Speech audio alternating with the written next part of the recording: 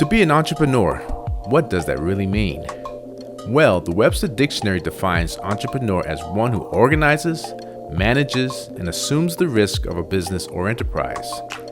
Webster further elaborates an entrepreneur as a far-sighted and innovative person who starts a business and is willing to risk loss in order to make money.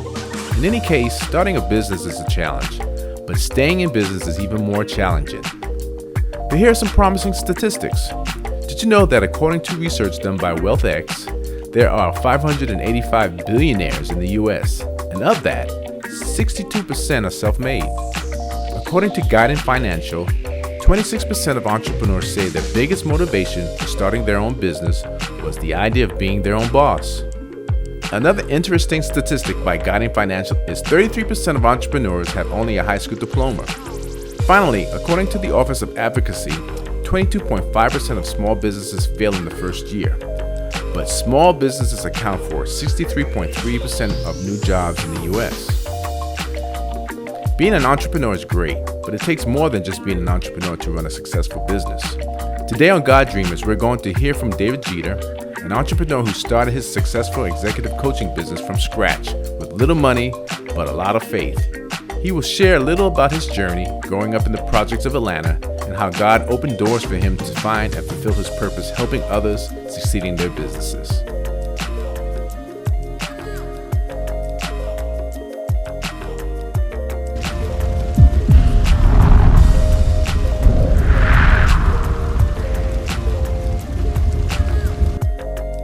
Hey guys, this is Todd Bethel. Welcome to another edition of God Dreamers. Today we have a special treat. We're going to be talking with a mentor, executive coach, entrepreneur, techie, and all those great things. His name is David Jeter, and he's with the Next Step company. And so we're going to be talking a little bit about entrepreneurism and just his background as far as how he got to where he is today. So David, welcome, Yes, man, to God Dreamers, man. I appreciate you coming and hanging out with us today. It's an honor to be here. And I'm glad for you to be here, man. Hey, so tell me a little bit about what you do for your company. So the Next Steps is an organization. We come in and we help your company take the next steps. Okay. So a lot of times people start a business and they reach a plateau and they're not making any more progress. They're not growing. They're having the same issues over and over. So we come in and provide services that help you get to the next step. That could be anything from one-on-one coaching with the owner, with the management team, individuals that's getting ready to be promoted. They've been a great employee. You want to promote them. You want to give them the skills that they need to be successful as a leader within the organization. We do that by way of, again, one-on-one coaching. We come in and do assessments on your organization. We look at the people that you have in place. Do you have the right people in the right place at the right time? And we do that by use of tools that we bring, like assessment, personality assessment, so we can measure where you are. And then we talk about where you want to be, and then we collectively build that bridge to get you there. Well, that sounds pretty exciting, man. So, Yeah. so let's back up a little bit. How did you get to where you are today? Coming up. Now, you grew up in the city of Atlanta, right? I believe. A true native of Atlanta, Yeah. So born and raised. So, what was it like coming up in the city of Atlanta? Well, things are so different now because the Atlanta that I grew up in is not the Atlanta you know today. Yeah. I've seen this city literally transform. Places that I used to know in terms of physical structures that used to be present are no longer present. Areas that look totally different now. So it was a challenge. It was a challenge growing up in the inner city. However, in the ninth grade, I attended Roosevelt High School. They were one of the first schools in the city that had a magnet program that focused on technology. We were sponsored by IBM and Wing processors. That was the electronic typewriter. Wing, I remember back Wing. in the day. The Yeah. green screens Yeah. and so forth. So ninth grade, I started in the technology program there, and that's where I got my start in IT. 10th grade, I was working part-time with IBM. I was programming music in the 10th grade. I was a student that they would take when we would go on recruitments to gain other students into the program. So I was that guy. So fell in love with technology, had a mentor during high school as it related to technology, continued to work in it. I've done everything from programming to website development to network, running cables, installing TVs, closed circuit systems, telephone systems, the whole nine. Wow, man. So when did you really start getting into technology? I mean, because I guess that was during the time where I guess we were really kind of transitioning from the kind of the old '60s type technologies to what we're kind of seeing today. But this was kind of like at the beginning of that. So I mean, was there anything in particular that kind of you got your attention in terms of wanting to know more about technology, like computers and things of that nature? Well, I think part of it is that it was a gift. It came natural to me. Okay. I pick up things really quickly, and technology allowed me to be able to do a lot of things that I could not do without the use of technology. So, for example, I love music. So, again, in the 10th grade, I was programming some of Michael Jackson's biggest hits on a green screen to where we didn't have the technology like we have today. Today, anybody can go online, hook up a computer to their keyboard, and they can play a song, and they can fix it. Yeah. I was literally programming note by note. So Wow. it's something that comes natural. It's a gift, I believe, that God has bestowed upon me. So I embraced it. Wow. So, growing up in the city of Atlanta, like I said, that's going to Roosevelt High School and having that type of, magnet. Was it a magnet program? You said? Magnet program. I mean, so even that is very, very new, in terms of schools and at that time. So that's kind of a, pioneering time for it, I would imagine. We were the second magnet school here in Atlanta. Wow. So it was very new in the inner city to be able to take at-risk students and provide them with some skills and introduce them to technology. So share a little bit about your at-risk. You were classified as an at-risk student. So what constituted that? And what was your family like?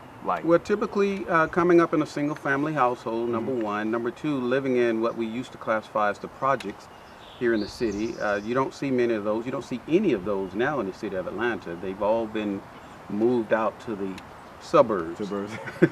So coming from low-income families, not necessarily having access to the quality of education that most communities would normally have. So that kind of puts you at risk.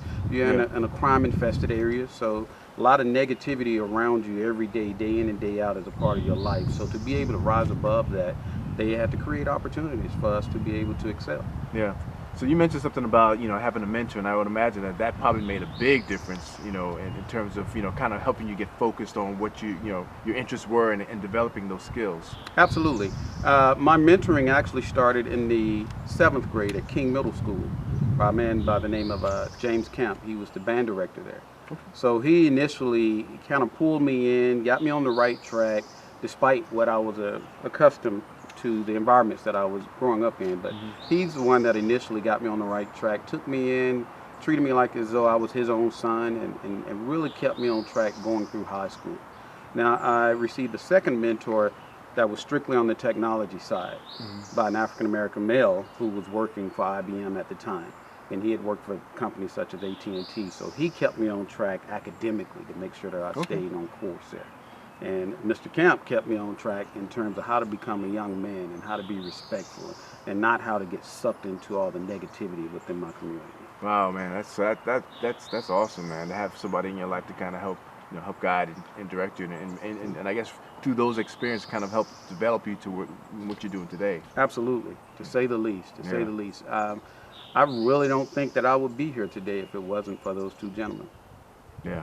That's awesome, man. So fast forward. So, I don't know. Did you get a chance to go to college? I mean, how did you, develop those skills to the point where you were doing IT? Was that something that you just picked up on your own? Did you go through special schooling for that? Well, I started at the magnet program over at Roosevelt. I went to DeVry Institute of Technology, and my concentration was in programming. So I've been programming off and on for years as contractors. So from there, in 2001, I come to the realization that I was just at a point to where I didn't enjoy anymore someone being able to control my destiny, controlling what I do for a living, controlling how much money I'm able to make, controlling when I have to come to work. So 9/11,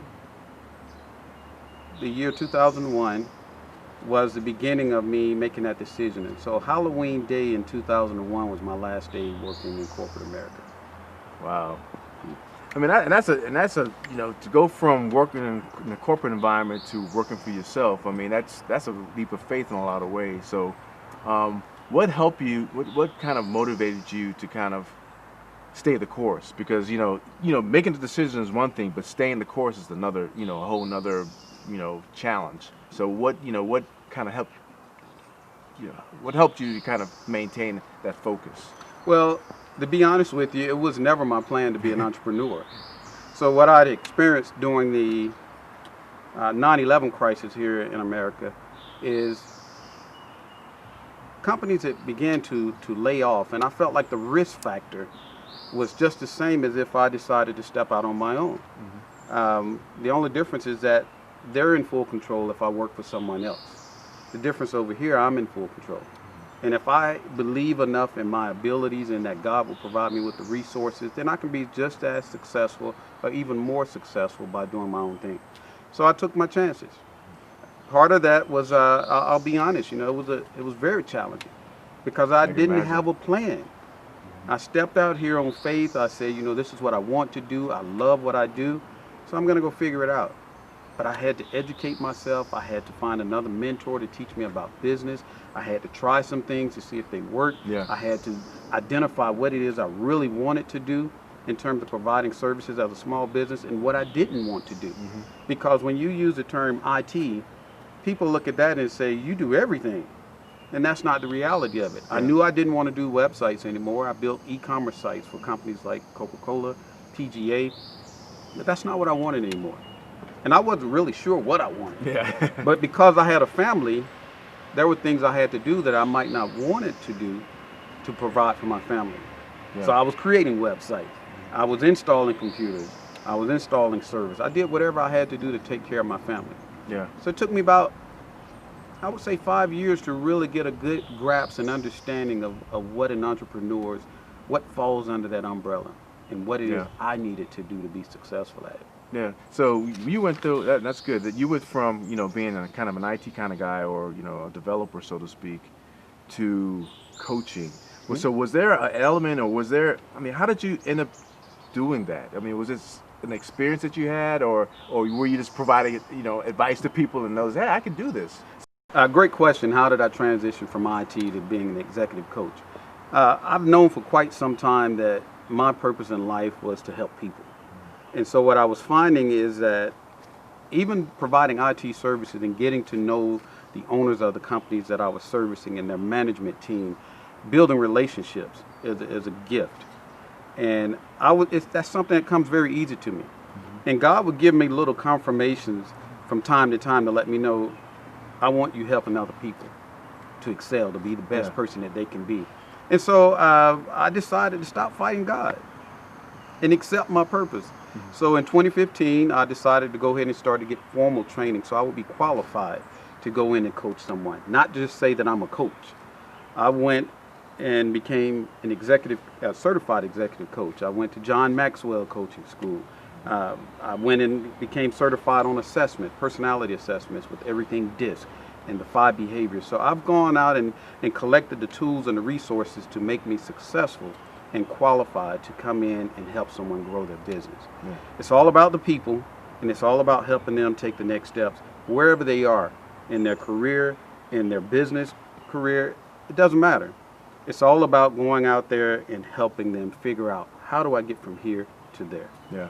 And the segue to that is, and I want to mention this to those that are watching, is that when you're finding something that you love doing, the key thing is you want to do is get educated, develop that skill. I think you may be good at playing drums, but you need to practice. You need to talk to people that are playing drums. You got to really grow that skill set. And then on top of that, like you said, you can have the skill set, but you also have to have the business mindset, because you can be very good at this, but if you don't handle your business well, then this is not going to make it. And so that's pretty critical right there. So any suggestions on that, as far as those that are watching, what steps you would recommend them taking when they find out what their purpose is and how they can fulfill it?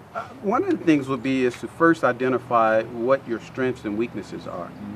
There's one thing to be great at doing a particular job, but there's another thing to being a business owner. So as a business owner, we have to wear many hats. A lot of people think, I'm great at this. I'm going to go out here and start a business. Well, how do we create value? How do we sell ourselves? Are we able to articulate what it is that we do? What do we do in terms of when there's a problem? How do we make sure we have enough revenue coming in? How do we get from working 70 and 80 hours a week because we are the business owner to working and having a balance in life and work. So there are a number of things that you have to become educated on. So what I find even today, great business owners in terms of what their skill sets are,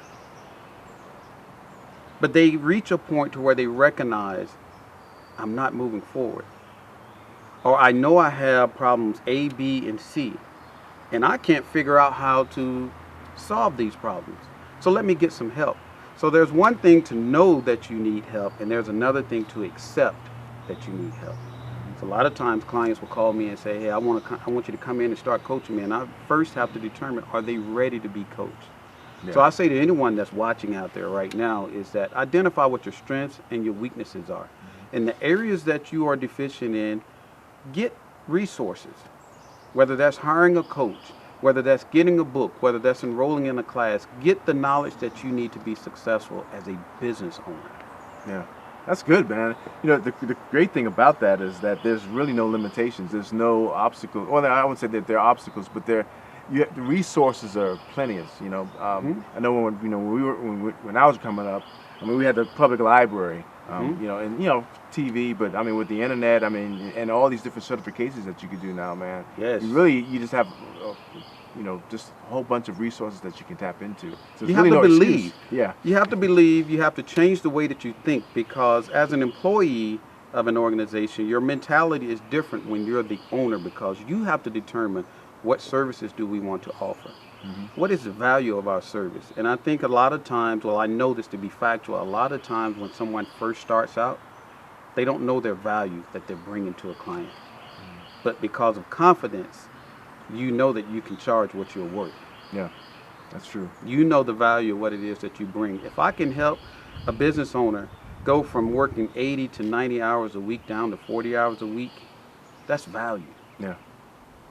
Well, as we get ready to close, I wanted to talk a little bit about, I guess, being an entrepreneur versus being a business. And you kind of talked about it a little bit, being an entrepreneur and being a business person. They're not necessarily the same. And I would imagine an entrepreneur is a person that's, comes up with ideas and implements those ideas. And but a business person is basically taking those ideas and making it a value and putting in processes and procedures so that you can, I guess, continue to create value, but prosper at the same time. You want to touch a little bit about that? Sure. I think that when we use the term entrepreneur, a lot of times that's a free-spirited individual, someone that is very goal-oriented. They're willing to take risks. They want to jump out here. They want to grab the bull by the horns. The difference between them and an actual business owner is that there is a plan. How are we going to go out here and do this? How are we going to provide this service? How are we going to sell this product? What is the value of this product? When do we need to roll it out? How do we measure our results? When do we need to make sure that we're on course and modify? I use the acronym PIE, P-I-E, plan it, implement it, evaluate it. So you initially plan it as a business owner. That means you determine what your revenue stream will be. How much money do I need to make to be able to survive so I don't rob Peter to pay Paul, so that I don't work 70, 80, 90 hours a week, because people are doing that on a weekly basis as business owner. Then we implement that plan. And then we later come back around and we evaluate it. And it's a continuous cycle. I want you to think of a pie. It's round in shape. It's a continuous cycle. It never stops. Plan it, implement it, evaluate. When you identify what you need to change, get the resources and the knowledge that's necessary to help you change them effectively. Okay. So is there anything else you want to share about, anything that the viewers may want to know about what you do? And visit us online at tnsatl.com, the next steps. That's our job. We come in and help you take the next steps. Sweet. Well, man, hey, thank you so much for joining us today, man. Some good stuff. And I guess those are, if you're interested in, knowing more about his services, we'll have that information for you. And like I said, we'll stay tuned for some more episodes coming up in the near future. You guys be blessed. Take care.